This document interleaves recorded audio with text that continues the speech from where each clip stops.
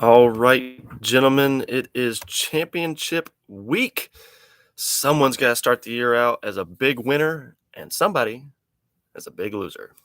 It's just the way the game works. Last week I went 5-3, so my overall record is 68-52 on the year. Not bad. We are back to a normal NFL schedule this week. Tonight's game on Thursday, and then Sunday and Monday night. Nothing on Saturday since we have the college playoff games that night. A couple recap things. Last week, Michael scored a balmy 38.2, and he had pretty much a full lineup. Fantasy man, I tell you what, he had been killing it the last 2 to 3 weeks, scoring a ton of points, and then crash and burn here right here at the end. Uh, from waiver wires this week, Romeo Dubs was the only player that multiple teams actually put a waiver in for, but Delwyn got him over Dylan. Love that with Dylan fighting for a championship, not getting one of the players he asked for. Uh, Also, as far as the waiver wire this year, shout out to Dylan and myself as being the only two teams that used all of our $100. And shout out to Alan and Matt for not using a single cent all year. And Austin also only used $1. So I guess he used it. So congratulations. But the three of them, uh, better luck next year, fellas. Maybe there's a reason you'll find yourselves at the very bottom. Uh, but just a reminder, that money does not roll over, nor does it become real cash at the end of the year either. I'm not paying out everyone their amount. It is gone. It does not roll over. Next year, we'll start with $100 again for everybody. Hopefully, y'all have enjoyed this little waiver wire change. And we've kind of spent this year kind of getting the feel for how it works. It's gone pretty well, I think. But since it's the end of the year, if you have any thoughts of things you liked that we did differently, or things you want to see changed, or some rules you want to alter for next year, shout it out. Let me know. We'll look at making those changes before next season commences.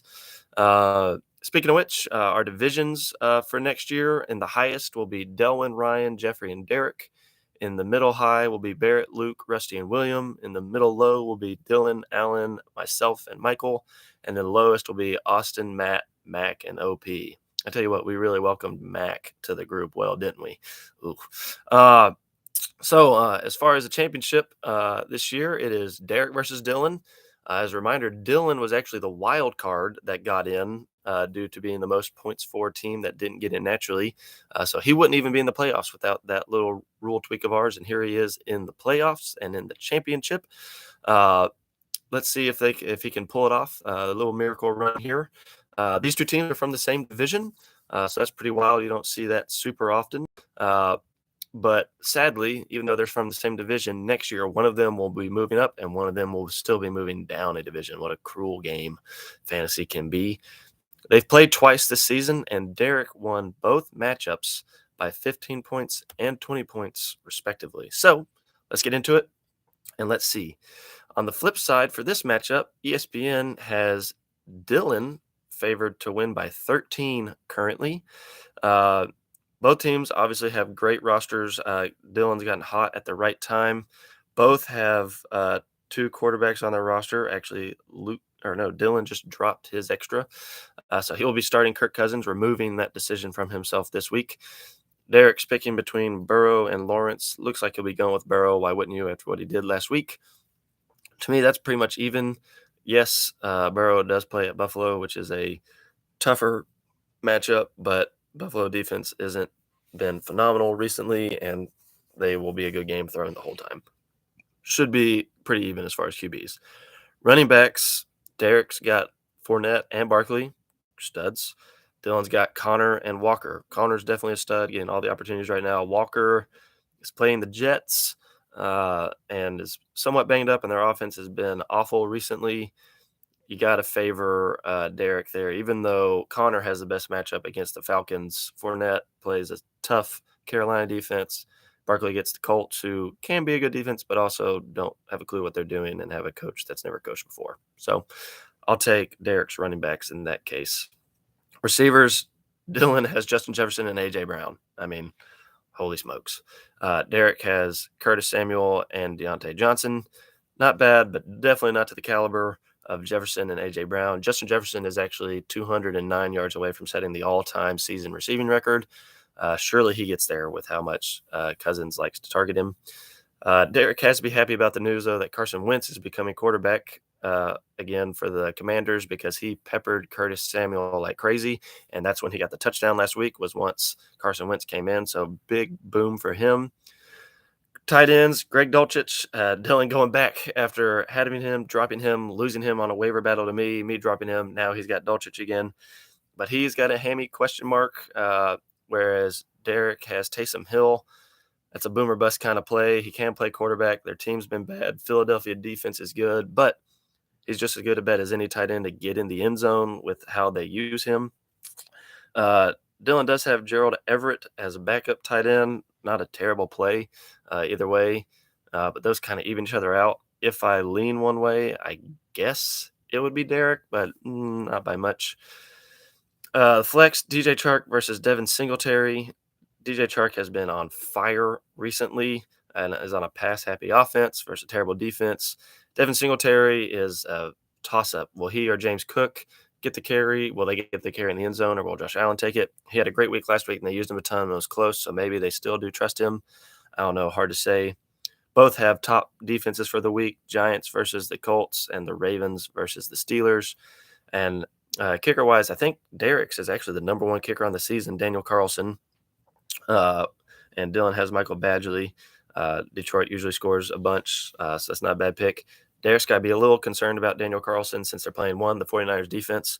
Great defense, but maybe that means more field goals and not touchdowns. But also, since they benched Derek Carr, how much will Jason Steedham actually move the ball? Ooh, I don't know. Gonna be interesting to see there playing a tough defense with a new quarterback. Maybe it's what they need though. ESPN has Dylan projected to win by a lot. I think this will be a close game. It will come down to Monday night, I think, when Derek has Burrow and Singletary playing. So he's going to get some points on Monday night, and Dylan will be done by that point. Dylan is definitely hoping the Cousins Jefferson connection carries him one final week. Green Bay defense has played better recently than they did all through the beginning of the season. But Jefferson's likely to get a touchdown. That's likely to work out for him. Tampa Bay appears to have finally turned to Fournette as a horseback last week, although he said he's playing through a Liz Frank injury. He tweeted that and deleted it. I don't know if that's true or not, but he had a ton of yards and carries to be doing that and looked just fine last week. They also get their center back, I think. James Conner, their offense is bad, but I think they get Colt McCoy back, and he's going to get tons of touches. I'm gonna go for the upset. I'm gonna say that Derek pulls it off, wins the ship for 2 years in a row. Is that right? Did he beat Jeffrey last year? I think this is Derek going for back to back. Wow, good job, Senor. I will take Derek to do the upset. In the remember, the rest of us are playing for pick positions.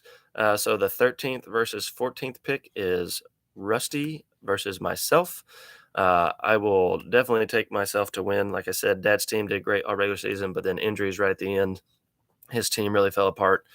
Lost his quarterback. His running backs are not good. He is living on Tyreek Hill, but he also won't have Tua this week. So how effective will Tyreek be with Bridgewater at quarterback? He does have Kelsey, who's amazing, but I will take myself to win that game without a doubt. Next game is the 11th and 12th pick, which is Jeffrey and Ryan. Since they lost last week, they're playing for the 11th and 12th pick instead of the 9th and 10th. Both teams Jeffrey had a good season, had a high-flying team, kind of crashed a little bit here at the end with Devontae Adams and Josh Jacobs letting them down once playoffs started. And also getting a new QB and a tough defense is going to be a hard week for them. I will take Ryan to win that one. In the 9th and 10th pick is Delwyn and William. So they're in the best position for having made playoffs for getting a good pick for next year. I will definitely take Williams' team to win. If he hadn't lost to Dylan the first week, pretty sure he'd be in the championship this week, having a battle against Derek, and that'd been a fun fight as well. Dylan did get his team together here right at the end. As I said, he probably would. He figured it out by the end of the season, but I do think that William will win this one. Next is Luke and Mac playing for the number 1 and 2 picks next year. This is for the top pick. Both both teams are being relegated next season, but that's all right. You can still play for a great chance to pick wherever you want next season and get off on the right foot next season. Uh, Luke's had a nice little run here in the loser bracket, but aka the consolation bracket. But Mac's team is just good with those receivers, especially. And Luke probably won't have Derrick Henry tonight, as this game doesn't matter at all for the Titans. And the Cowboys might not have Tony Pollard. So we'll talk about that for Austin here in just a second. But I'll take Mac to win. Speaking of Austin, he and OP are playing for the third and fourth pick this year, or for next year. Uh, Austin's team is not bad. However, I don't think Tony Pollard will play tonight since they'll be playing the team they're going to assume they can beat. And they don't really have a chance at the NFC East. They'd have to win both and Eagles lose both. They need him for playoffs. I don't think he'll play. He did travel with them. So that'll be a player that Michael won't see and change out that won't play tonight. But I still like his team a little better, I think, than OP's. But I think him not playing will make it interesting for OP. So let's have a little fun and say OP wins it based off of that. Then you got Barrett and Michael playing for the fifth and sixth pick. Michael's team had been killing it. Went a little dry last week. Didn't go so well. Will Michael get Tyler Lockett back? I don't know.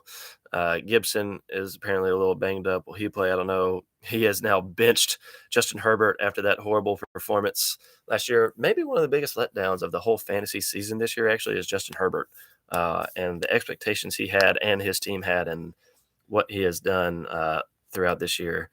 Let's see. He's QB 11, but you expect him to be in the top 5, if not the top 3 on the year.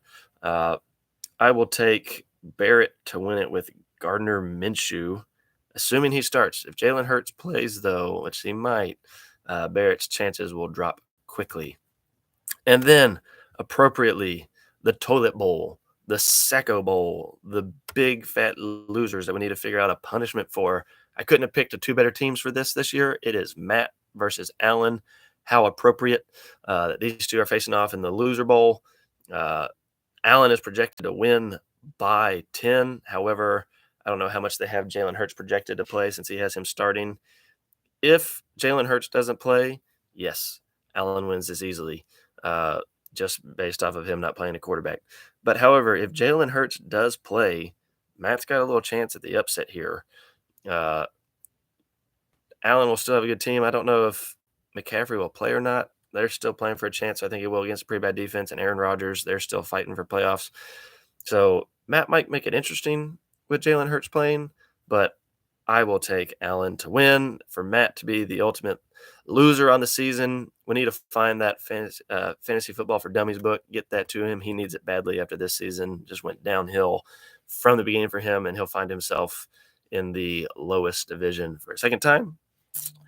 Happy New Year, gentlemen. Looking forward to seeing a couple of y'all here in tomorrow, actually. Hope you'll have a happy New Year's.